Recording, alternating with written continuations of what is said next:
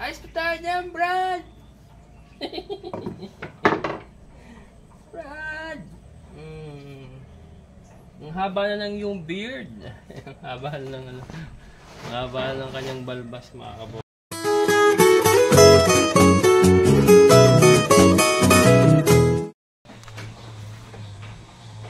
Hello mga kabokals. Wasak na naman ang sahig ni Dagul. Ayan mga kabokals. So, wasak na naman. So magre-repair tayo ng sahig ni Dagul. Kasi baka masilat, mapilay. Ayan o. May pako pa na nakaano. Ayan, magre-repair tayo. Ilang piraso lang naman yan. So tinali ko siya. Ayan o. Tinali ko. Sinoportahan ko yung tali niya kasi nanunuwag nga. Yan, lilinisin ko muna yung kulungan niya.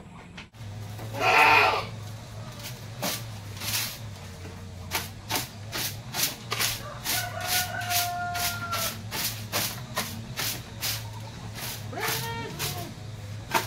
Brad! Kaya Brad! Yan mga kaporma. Siya makaporma, nakasali siya eh.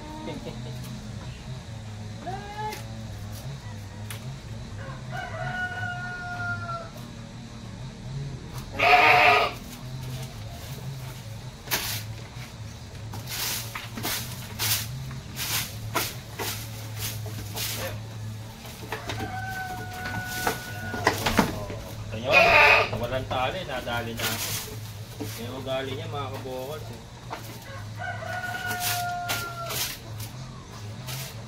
Yung mga kaporma, alam mo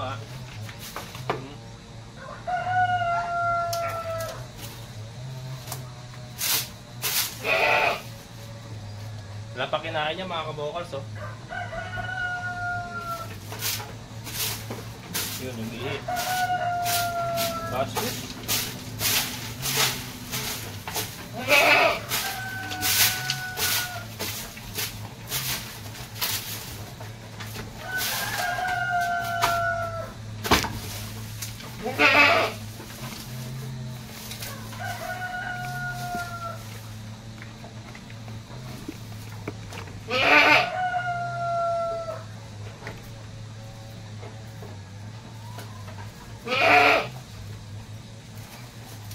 Pero pag di talaga pag ano mga kabukas, kawayan, iba talaga yung plastic matting ang matagalan. Kaya lang kailangan kasi yung bakal din yung ano eh. Bakal din yung frame para talaga matagalan. Pag kahoy-kahoy lang, ganun lang din. Medyo ano, mahal yung ganung ano, setup. Kaya ganito lang muna tayo. Para sa baboy nga, ano, yung setup natin puro kawayan lang, 'di ba? Yan sa mga bago sa channel ko, kaya ganun po yung kulungan ng baboy natin, saka itong kambing din. Puro ano po ito. Mga gamit po ito galing dun sa ating old area. Kasi wala naman tayong malaking pera na pampagawa ng magagandang kulungan talaga. Kaya ganyan po. Parang ano daw, yung nakaligtas sa ano, sa giyera, sa structure. Ganito lang, walang budget. Pero importante naman dyan, kumikita na tayo. Kahit ganito po yung ating mga structures, kumikita naman tayo. Hindi naman pinaka-importante lang, hindi naman po pagandahan yan. Kaya nga po tayo nag-alaga, farming, para siyempre una-una yung hobby natin, matupad natin. At the same time, siyempre, kailangan kikita doon tayo. Dahil kumikita naman na tayo sa mga baboy nga. Kahit pang World War III yung kulungan nila, eh kumikita naman. Yung importante dyan. Yan ano yan. Kapapakais naman natin yan, mga kabokals. Siyempre, hintay-hintay lang tayo. Yan, matagal pang itatagal yung ating kulungan ng baboy. Matagal pa itatagal niya, napakarami pang big na may bebenta. Nakatayo pa rin yan. So, okay lang yan. Pero syempre, pag nagpagawa tayo ng ano, extension, yun medyo ayusin natin. Kung may budget.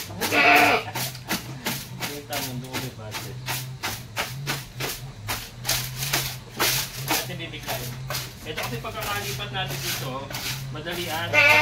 Kung anong kailangan nga nating mag-evacuate dun sa whole area natin yung panahon na yon. Kaya madalian. Wala nang time na maghintay, wala nang time na mag-ipon pa ng pondo. Kung ano lang available, yun yung ginamit natin. Kaya ganyan po itsura niyan. Parang ano, nakaligtas sa gera nga daw.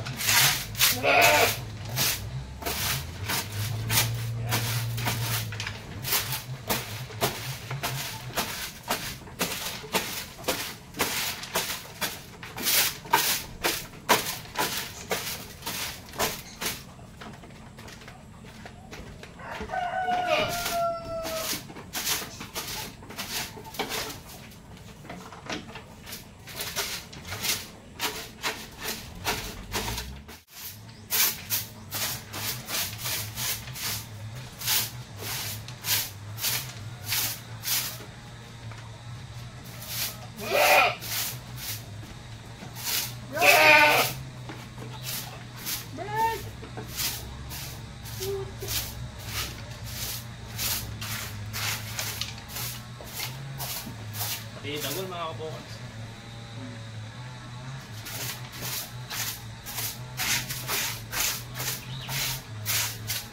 Nanunumag kasi, kung di na siya nanunumag mga kabukas, sarap sana nagaan. Challenge ko dito, nanunumag. Naninikwat.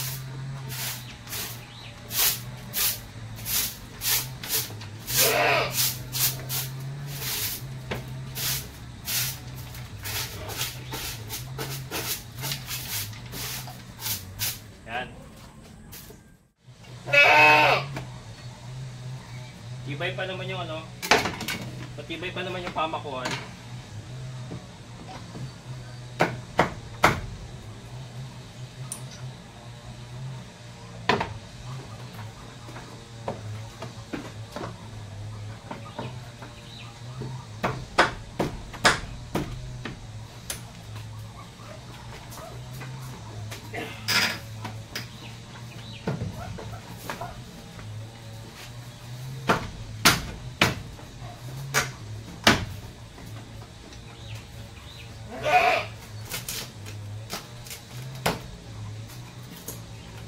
Yung kawayan na ano mga kabukal, parang rumupok na.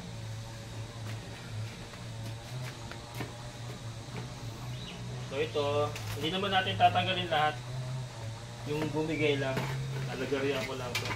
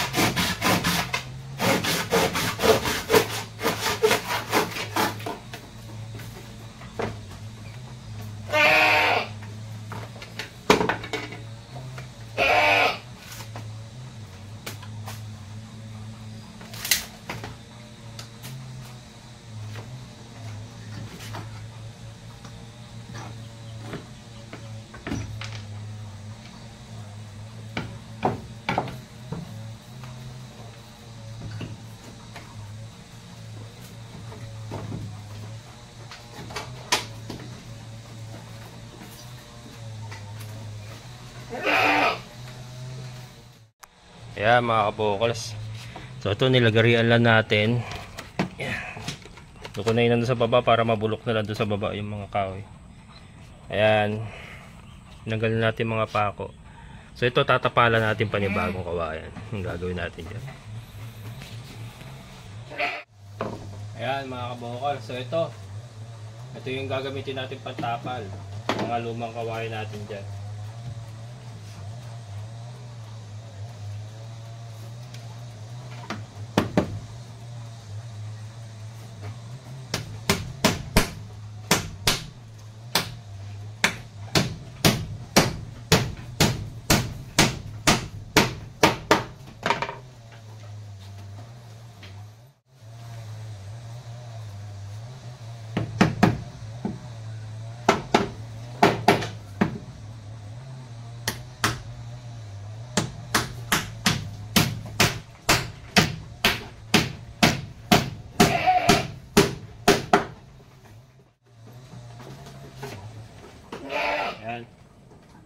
Can you see it?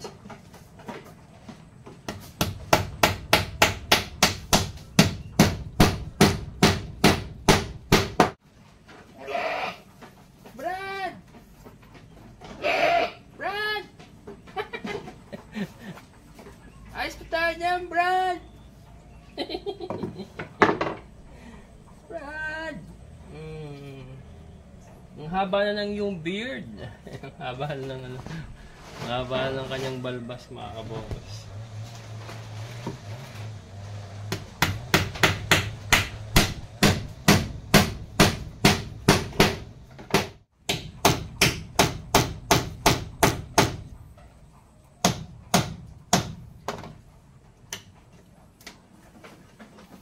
Lagariin ko.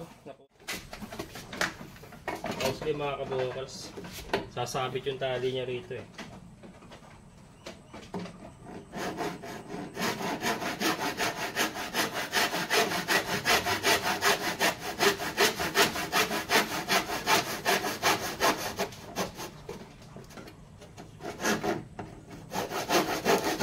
Yun.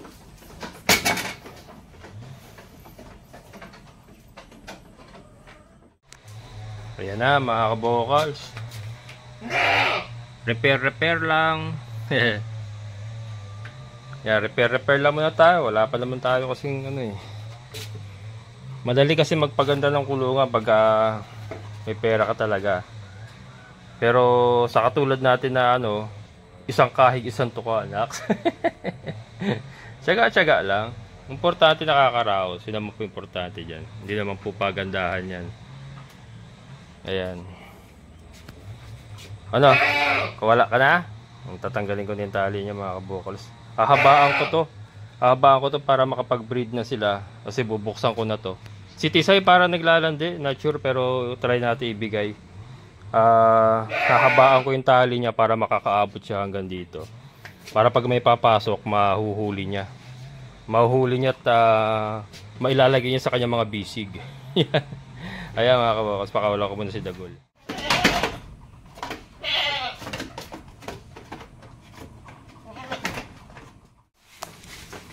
Ayan mga kabokals, hindi pa siya masyadong landi.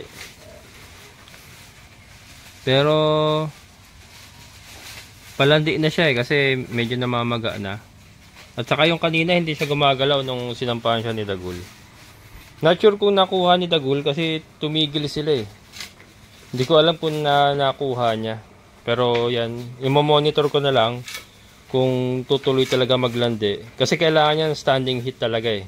Para hindi mahirapan si Dagol. Pero kanina ano eh, ano na siya, nagpermis siya eh. Hindi naman siya pumapalag na eh. So yun. Mamaya ibibigay. Hindi ko kasi siya pwedeng pawalan. Kasi nga, ginugulpi niya yung dalawa nito. Yung dalawa nating native. Sinusuwag niya na sinusuwag. Kaya hindi siya po pwedeng pawalan. Maganda sana papawalan na lang siya. Para papasok na lang siya dito. Hinabaan ko na yung tali ni Dagol. Hanggang dito na siya. Yung ulo niya hanggang dito na sa may pinto eh. So pag pumasok siya dyan, kung landing-landi, mahuhuli siya ni Dagol. Kaya lang, hindi nga pwede. Baka mapatay niya itong dalawa. Kasi nang nakaraan, ito hindi niya tinitigilan, nakabagsak na ito. Binibira pa rin niya ng binibira. Kaya ano, hindi siya pa pwedeng pawalan. Ayan. Si Bambi. Ano yan eh, pag naglandi na yung isa dyan, magsusunuran niya mga kabokals eh. Hindi naman sila mga buntis eh. Mag-aamo yan kasi. Mag-aamo yan. O magsusunuran yan. Kaya ito, tingin ko na no, tingin ko palandi na ito talaga. Palandi na ito mga kabokals. Sumomonitor na lang natin. Maganda naman nakatawan niya oh. Good for breeding na siya eh. Nakaano na siya eh. Nakailang beses na natin siya napurga. And vitamins nga. Ayan. So yun, damo pa rin na pinapakain natin. Hindi pa natin sila pinalalabas. Kasi yan, katulad ngayon no. Ambon ng ambon mga kabokals. So andun pa rin yung ano. Hindi pa rin talaga umaaraw ng gusto. Hindi ko pa niligpit yung mga gamit kasi may mga i-repair pa ako. Ayun oh. May mga sinira-sira nila na ano. Tatapal-tapalan ko pa yan. Ito. Ayan, mapapainom lang ako ng mga manok muna. Balikan natin sila mamaya. Pero ito, permis ko nang bubuksan to, kaya ito tinali ko na yung pinto. Permis na nakabukas yan. Si Dagol ay bukas na sa lahat ng gustong kumain. Yan. Magta-try ulit tayo mag-breed. This time, meron na tayong kakaibang mga knowledge. Kakaibang mga knowledge. Hindi. More or less, alam na natin yung mga gagawin pagka may nagkasakit. Saka yung maintenance nila. Ayan. Ayan, shoutout kay Ma'am Jean Castro Leonardo. Ayan, yung isa sa tumutulong sa atin dito sa ating pagkakambing. Marami pa rin nagme-message, bitawan mo na yan. Tigilan mo na yan. Gusto ko mga kabokals, to be honest, gusto ko na talagang tigilan. Kaya lang, alam mo yun, parang yung parang yung asawa na ginugulpi ka paulit-ulit, sinasaktan ka paulit-ulit, pero mahal mo pa rin siya. Alam mo yung feeling na ganun. Hindi mo siya maiwan. Kahit makailang beses ka niya sinaktan, ginugulpi ka, sinasaktan ka niya, hindi mo siya maiwan kasi mahal mo. Parang ganun po yung pakiramdam ko dito sa mga kambing na to. Kahit hirap na ako, wala silang ibinibigay na ganansya. Sa ngayon andun pa rin yung pagmamahal mga kabukals, hindi ko mabitawan eh. Kaya ayusin na lang natin, di ba? Hindi ko mabitawan eh, ayusin ko na lang. And then eventually, pag naayos na natin, kikita din naman yan. Kikita din yan. So yun, kasi napamahal na rin naman sa akin itong mga ito. Ganun kasi ako eh, hindi ako mga kabukals, yun ang problema sa akin eh. Hindi ako basta pera lang na kita lang. Pag inalagaan ko isang hayop, minamahal ko talaga yun eh. Kaya hindi ako po pwede magnegosyo ng Pero yun ang hanap buhay. Sabi ba, kabokals, bakit nagbebenta ka ng bake? Iba kasi yung bake mga kabokals eh, lang yun eh. Araw mo lang inalagaan yun, madali silang i-let go. Pero pag yung matagal mo nang inalagaan kasi, yun, medyo nagiging attached ka na eh.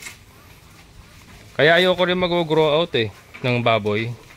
Ayoko rin mag-grow out kasi baka ma-attach ako, hindi ko maibenta. Mahirap.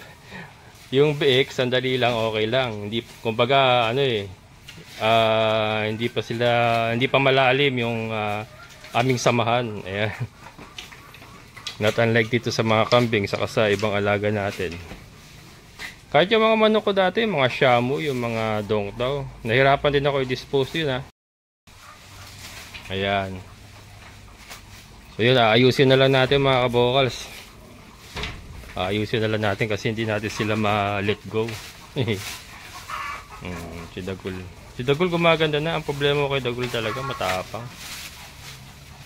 Nanunuwag eh. Pero, yun nga, may technique naman akong ginagawa. Tinatali ko siya para malinisan ko yung kulungan niya. So ayan, hinabaan ko na yung tali na lang niya. Tapos, binuksan ko ito.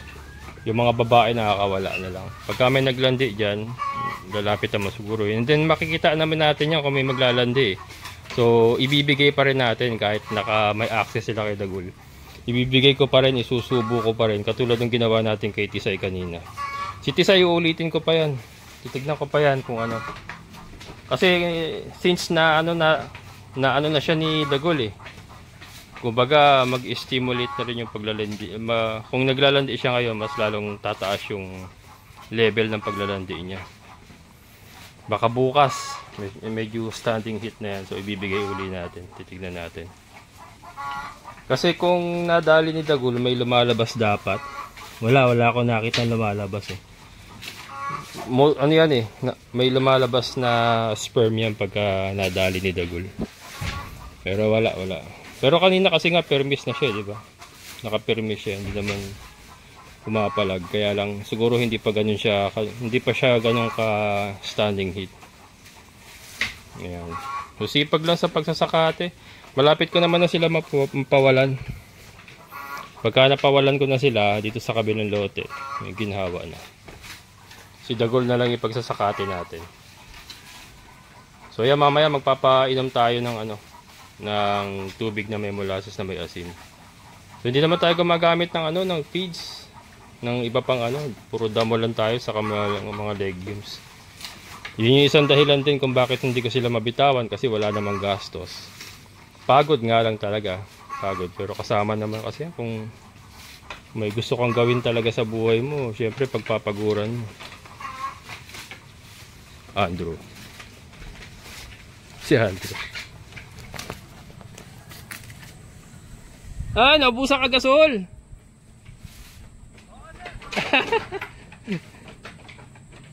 Ayan. Ala. Ayan sinasabi ko. Andiyan yung mga fruit bearing trees mga kabokals, yung may-ari ng lupa na yan, nagtanim na. Ayan oh. Ayan oh, may mga tulos. May mga tulos niya, may mga nakatanim diyang fruit bearing trees, may buko, may rambutan. Ewan ko kung ano pa. So ito mga kabokals, saksi kayo ha. Wala ako kinalaman dyan, hindi ko kambing yan. Yung ating kambing kinakakulong, hindi natin pinawawalan. So pag yan nasira, saksi kayo ha, wala ako kinalaman dyan. Ang sama na ito, ako mapagbintangan eh. Yan ang problema pag tayo napagbintangan. Hindi pwede yun. Ayan ha mga kabokals, saksi kayo ha. Tatapabling. Hindi natin kontrolado yan. Mga taga rito yan. So hindi natin pwedeng pagbawalan yan. Dapat kasi talaga pagka nagtanim ka ng fruit bearing trees sa lote mo, bakuran mo muna. Bakuran mo muna. Hindi kasi obligasyon ng mga tao sa paligid mo na protektahan yung kung ano man yung nasa loob ng lote mo. It's your responsibility dapat. So ayan ha. Wala akong kinalaman dyan ha. Sumabit pa. Ito yung ating mga kambing nananahimik dito ha. Alam din na nga talaga ito mga kabokals. Namumula eh. Namumula yung kanyang chipipay. Baka bukas yan. Bukas yan. Standing kit yan. Ayan. So mamaya magpapainom tayo. Papainom muna akong manok. And then tatapusin ko itong mga kailangan ayusin dito. Tagol, brother.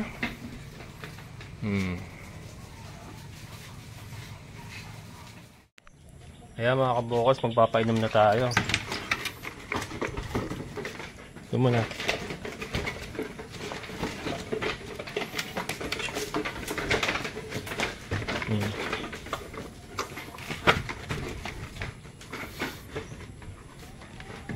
Yan o. Molasses, asin. Yan po ang halo ng ating painom. Molasses at asin lang. Sa hapon ako nagpapainom, parang style baka mga kabokals. Hindi ko sila binababara ng tubig.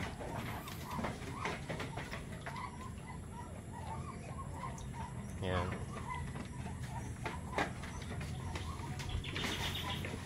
Si Tisay muna. Kasi pagka binigay ko kay Dagol to, ubos. Ubusin ni Dagol.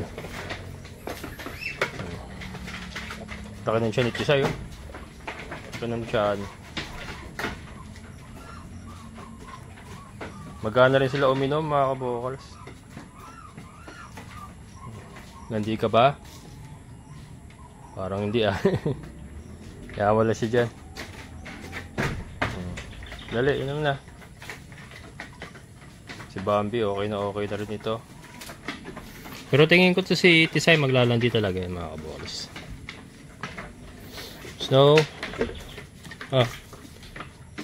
Ayun niya, bibigay ko kay Dagol to. Ito na, ayos ko na nga mga kabokals oh. Natapalan na natin. Yun doon lang, hindi ko pa na pinaposta sa oras eh. Ayan. Ayaw na. May Dagol na. Kay Dagol ubos ito. Brad. Ayan. Ubos kay Dagol yan mga kabokals. Napakaganang uminom. Napakalakas uminom niya ni Dagol.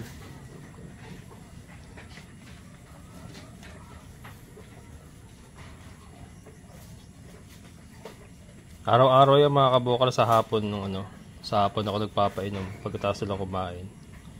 Kasi napansin ko mas malakas silang uminom sa hapon dahil uhaw eh. Sa umaga hindi masyado. Ubos ni Dagol yan. Ayan, ubos din yung damo na binigay natin kanina. Malalaki naman na yung siya nila. Ayan, ang lalaki ng siya niyo.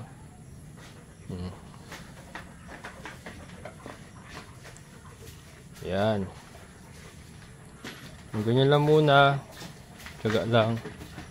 Masyagain lang muna sa ganitong sistema na pinagsasakati natin sila. Pagka nagtag-init yun, may ilalabas na natin sila. Yun nga, hindi ko kasi mga kabukals talagang hindi ko sila may alis talaga. Loves na loves ko sila eh. Akin siya na. Ubos niya yan. Hindi nga kasi wala naman tayong ginagastos. Damo lang naman. Pagod. Yun, pagod ang pinakapuhunan. Pero hindi nga, ayusin natin mga kabukas kasi ang camping eh, imposibleng hindi kumita sa camping. Maraming kumikita sa camping eh. Hindi lang natin naayos yung mga nakaraan. Kaya nagkakaganyan. Yan, pasensya na mga kabukas, medyo masama ang pakiramdam ko na. Medyo tinatamaan na tayo. Dalihan mo. Ang laki na siyan. Ang laki na siyan mga kabukal. So, maayos din natin ito mga kabukal. Pag naayos natin, kikita rin yan. Kasi nakikita ko naman sa iba eh, kumikita sila eh. Wala lang sa ayos kasi yung dati natin. Pero ayusin natin yan. Makapag-breed lang tayo ng tuloy-tuloy. Makapagpadami tayo ng babae, dispose yung lalaki. May kita na yan. Kung maibebenta natin, makabebenta tayo ng mga lalaki. Tapos, yung mga babae, yun ang i-retain natin para dumami yung ating alaga. Isang barako lang naman kasi kailangan natin eh. Hindi naman natin kailangan ng marami. And then, papalitan lang. Yung kunyari, masyado ng marami anak si Dagul. Papalitan natin siya ng ibang iba nang gagamitin natin pambulog sa mga anak niya. Para iwas inbreeding tayo. Isang barako lang sa isang. Kaya yung mga lalaki, benta lang ng benta yung mga lalaki. Yun ang pinakakita natin yung mga lalaki. Yun. Nakalin siyan. Ubos oh. Diba? Oh, nagkwento lang ako, ubos niya. Napakalakas uminom. Naman na, baka masobra kayo. Parang sasabog din siya mo eh. Wala na yan. Gusto na mga kabokals. Ayan. So yan, binuksan ko na nga po yung pintuan ni Dagul para kung may maglalandi, papasok na lang sa loob. Ayan mga kabokals, hanggang dito na lang. Maraming salamat sa inyong muling pagsama. Tuloy-tuloy lang po ang ating buhay dito sa ating munting alagaan. Ayan. Basta mahal mo ginagawa mo, mahal mo mga alaga mo, tuloy-tuloy lang. Amazing na buhay.